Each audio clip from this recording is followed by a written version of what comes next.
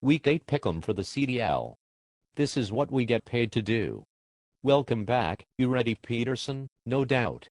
Let's go to work. Okay, this would have been the game of the week had it not been for the one we selected. In the preseason, TSB got in Big Flu made a $25 wager on if the Patriots would finish in the league with a top 4 record. Currently New England is on pace. One big thing Big Flu could do to keep his money, beat the Pats here. The Steelers go on the road to Foxborough to take on the Patriots. I would like to see the chat window while this game is going on. Down the stretch, an excellent condition Marshall Faulk overpowers the Steelers and win convincingly 31-10. I see this game being very close for the first half, then the Pats will put it into overdrive. I agree Faulk will get air done here, Pats 28-17. Cleveland goes on the road to face the Broncos. Denver might have counted their chickens before they hatched. Possibly smelling a playoff berth, Jay Shaw instant messaged me talking about his team, then promptly lost to the Falcons. Another loss is in the cards for Jay Shaw as chaos destroys the Broncos. Cleveland 28-13. Yeah, this game is going to be a laugher. I see it being over in the first half easily. The Browns secondary will get 2 or 3 interceptions this game. Browns 35-10. Next, we got Du Bois heading to the NYC to face the Jets. This game should be a close one the whole way. I see one play this game turning things in one way or the other. Dallas gets another notch in the win column squeaking this one out. Dallas 17-14. Dallas travels to the Meadowlands to take on the Jets. New York will provide stiff competition, and it will come down to a game of who will win the turnover battle. Dallas, coming off their only loss of the season, makes it back-to-back L's as they fall to the Jets, 24-21. Washington hosts Washington. GM Big MV takes over for his older brother Chris, as Chris landed a great job in Illinois. So MV will pick up the slack, and with a pretty decent squad, be a force in the playoffs. Unlike TCS, any owner who takes over this early is eligible for the playoffs and a glorified title run. Step 1, beat the Lions. Washington wins 28-10. Big MV will have to get used to his team. He will do so quickly, by beating the struggling Lions 28-7 Skins. Next, we got the Bengals heading to Jacksonville. This game is another game where Hake will take his early tough losses out on his opponent.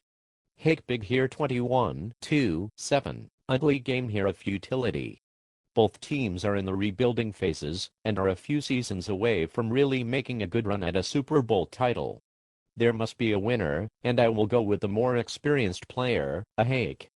Bengals 21-0. Up next we have the Dirty Birds from the ADL hosting the other Birds, the Seahawks.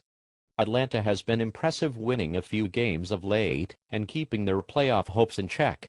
Another win here will inch them closer to that last wild card berth. Atlanta comes through in the clutch late in the fourth quarter. Falcons 24-21. We have another nail-biter here. I see the Hawks pulling this one out with the help of their secondary late. Seahawks 17-10. Tampa hosting the Raiders in our next game.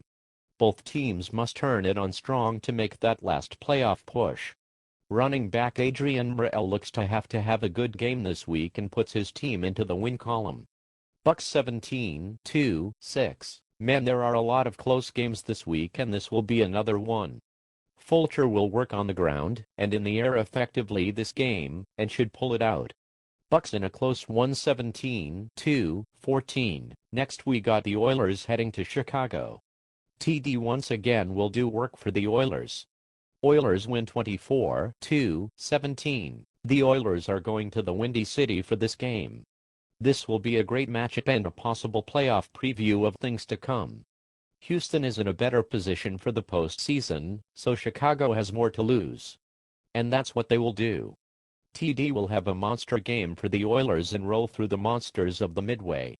Oilers 28-17. Next we got the Panthers heading to San Diego to receive another whooping. This should not be a close one. Eddie this game.